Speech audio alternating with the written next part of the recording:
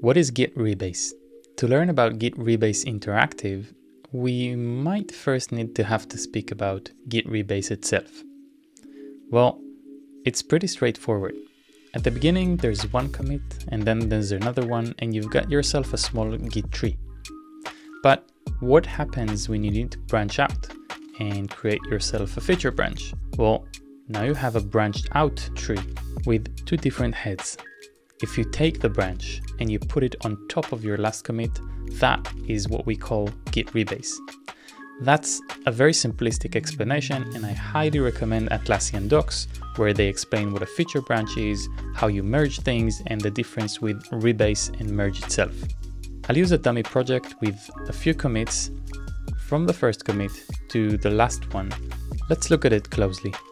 The first commit is fine, second as well. The third, however, has a typo in it. That's something we'll need to get fixed. We'll see how we do that with interactive. My API key should not be here. We don't want secrets committed. That's also something interactive Rebase can help with. Fifth looks okay, but then comes fourth, which is in the reverse order. We might want to switch the two around so that we have fourth and then fifth, but we'll keep the same order for now, go to the last commit, and let's see how we actually fix those things.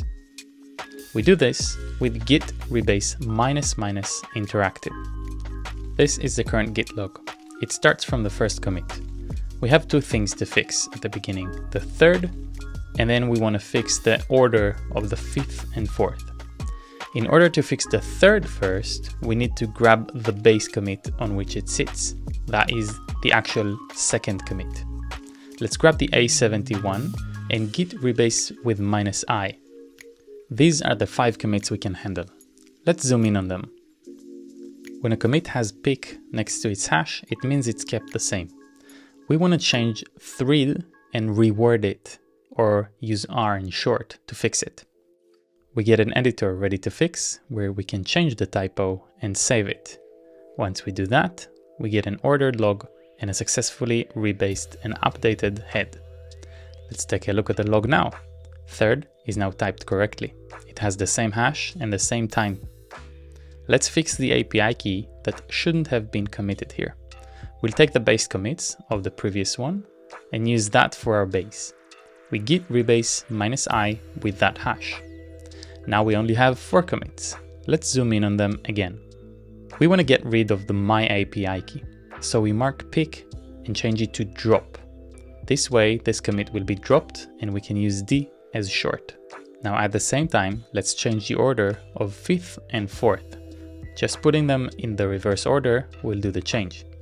Now we go to the last commit and we squash it, or S with short, to keep the changes but push it into the previous commit. We can now change the commit message, change the other commit message, or just keep things and get a nice clean git log from first commit to the 5th with everything in order. Let's look at some additional options. We've covered the pick that leaves things the same, rewording one message, squashing a commit, and we even dropped one when we didn't want it in the history. Let's look at the other ones. Edit will use a commit, but will stop for amending if that's what you're after. Then you have fix up, which is like squash, but keeping another message. The one interesting command is exec. This runs a command for every commit in the process, so that if you want to run something like git rebase interactive with go run test, every single commit in the process of that base will get the test run against it and will fail if your tests don't run through. Let's move on. We now have B for break.